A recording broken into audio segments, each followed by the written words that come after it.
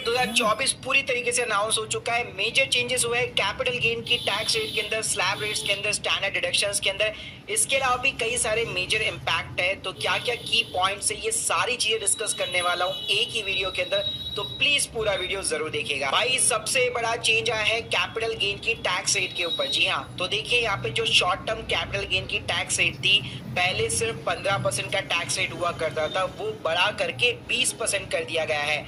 वहीं पे long term capital gain tax भी जो है पहले सिर्फ 10% हुआ करता था, वो बढ़ा करके 12.5% हो गया है। लेकिन भाई यहाँ पे एक अच्छी न्यूज ये भी है कि लॉन्ग टर्म कैपिटल गेन का जो प्रॉफिट हुआ करता था, पहले सिर्फ 1 लाख रुपए की आपको एग्जेम्पशन मिला करती थी, उसको भी इन्होंने इंक्रीज कर दिया है, 1,25,000 रुपए कर दिया है। यानी सिंपली अगर मैं आपको समराइज करना चाहूँ, कोई भी भाई म्यूचुअल फंड इक्विटी रिलेटेड या कोई स्टॉक को अगर आप 1 साल के पहले बेच करके प्रॉफिट कमाते थे, पहले 15% का टैक्स लगता था, अब आपको 20% देना है।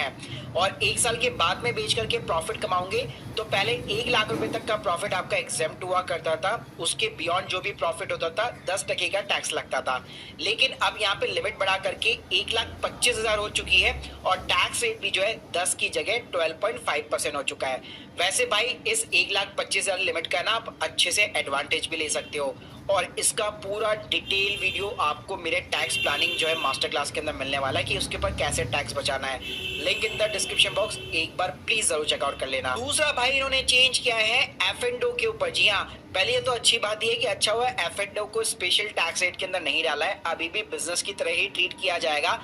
लेकिन भाई जो एफ&ओ करते थे उनका एसटीटी चार्जेस बढ़ा दिया गया है।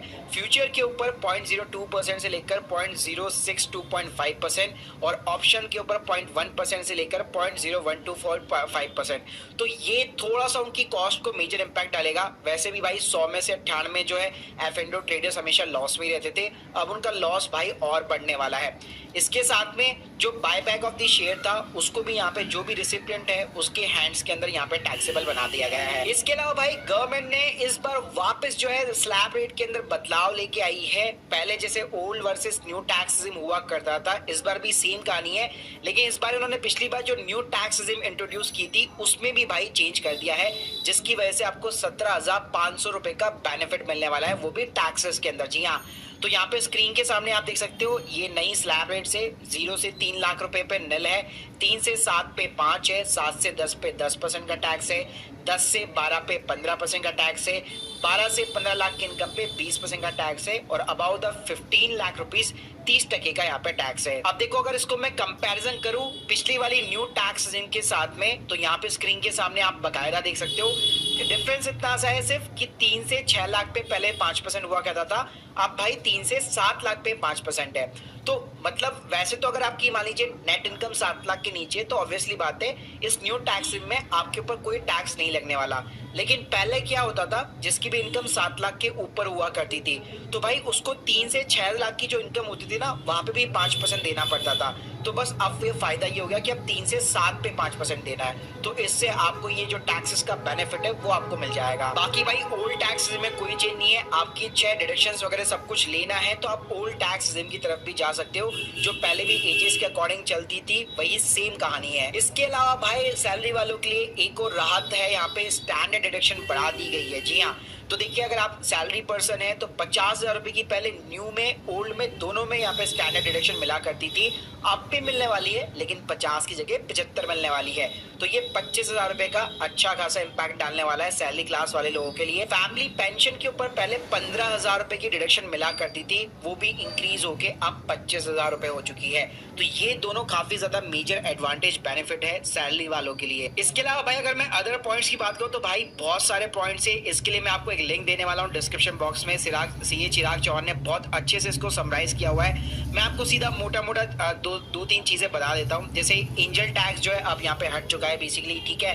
कैपिटल एक्सपेंडिचर जो यहाँ पे इंक्रीज किया है गवर्नमेंट ने बेसिकली। इसके अलावा फिजिकल जो डेफिसिट है वो लोअर है 4.9% ऑफ द जीडीपी। इसके अलावा अगर आप देखेंगे तो यहाँ पे हाईएस्ट कैपेक्स स्पेंडिंग कर रही है गवर्नमेंट। इसके अलावा जो मुद्रा लोन जिन्होंने पहले ले रखे थे, जिन्होंने चुका दिए हैं, उनको भाई वापस यहाँ पे एक्सटेंड करके 20 लाख रुपए कर दिया गया है 10 लाख से। इसके अलावा भाई गवर्नमेंट जो नए यूथ यहाँ पे जॉब मार्केट के अंदर एंटर कर रहे हैं 30 लाख प्लस यूथ, उनको भाई गवर्नमेंट अपनी तरफ से 1 महीने का पीएफ का कंट्रीब्यूशन देने वाली है।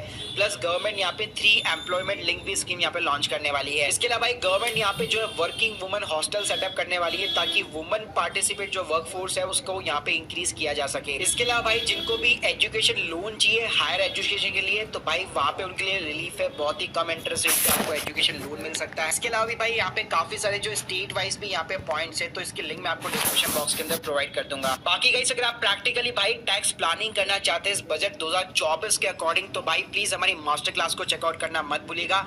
लिंक पर प्लीज मुझे कमेंट बॉक्स के अंदर जरूर बताइएगा। Thank you guys, thank you.